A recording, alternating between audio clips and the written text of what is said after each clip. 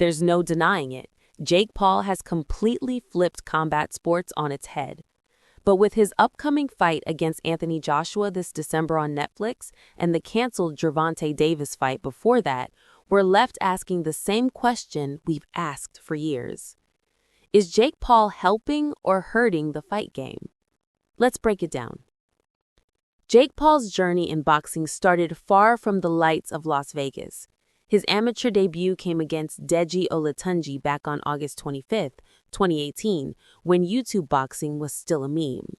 But when millions tuned in and Jake won by TKO, something clicked. He realized attention is the new currency. Then came January 30th, 2020, his pro debut against Eni Sandid. Another TKO, another viral clip. But his real arrival moment came that November when he flattened Nate Robinson. That knockout, the one seen by hundreds of millions, made Jake Paul a real name in combat sports. It wasn't about technique or ranking, it was about shock value. From that point forward, everyone had an opinion about Jake Paul, even if they hated him. Then came the Legend Killer Tour. Ben Askren, Tyron Woodley, Anderson Silva, Nate Diaz, and yes, even a 58-year-old Mike Tyson. Fans hated it. Fighters hated it. But here's the thing. They all watched. It was almost like a boxing version of 2000's Randy Orton. It hurts to watch the legends take a fall, especially when they're past their prime. And let's not ignore what Jake did for those fighters. Ben Askren probably made more in one night losing to Jake than he did fighting in the UFC or as champion in Bellator or ONE. Tyron Woodley, same story.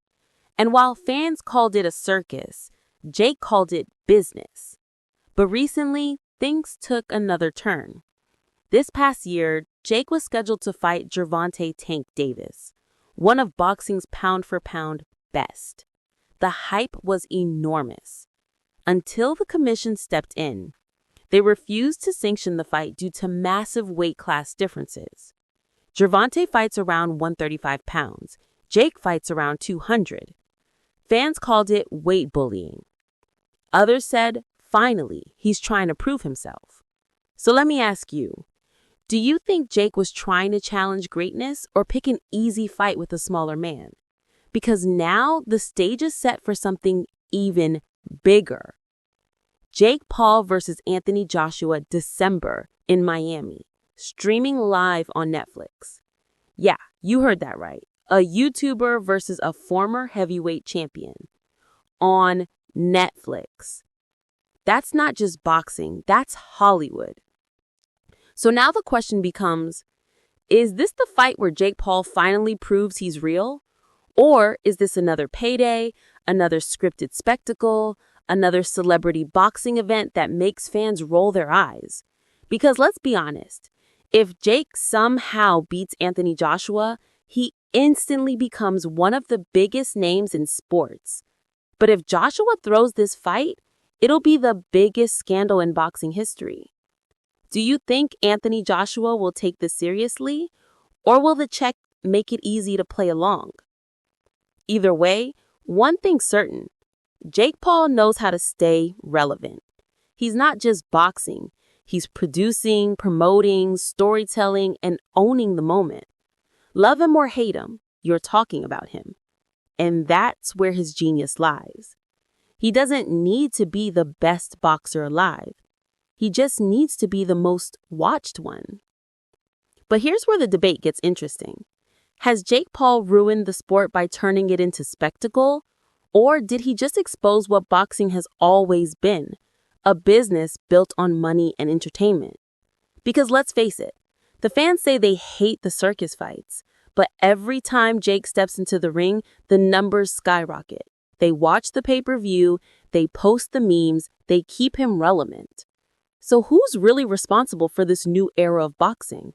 Jake Paul or us? And before you answer that, consider this. Jake Paul's opponents like Anderson Silva and Nate Diaz are legends. They've done everything in their respective sports. But Jake gave them something most promotions never could. life-changing money, and new exposure. That's why fighters are conflicted. They call it a clown show, but they're secretly lining up to join it. So as we head into Jake Paul versus Anthony Joshua this December, think about this. If Jake wins, the world changes overnight. If he loses, he still wins because we're all still talking about him. At this point, Jake Paul isn't just fighting opponents, he's fighting the entire system. So now it's your turn. Do you think Jake Paul is a pioneer of modern boxing or the reason it's losing its soul? Was the Gervonta fight just weight bullying or real ambition? And will Anthony Joshua fight to win or just play his role? Comment your take below, because no matter which side you're on, one thing's undeniable. Jake Paul owns the spotlight, and everyone else is just fighting to keep up.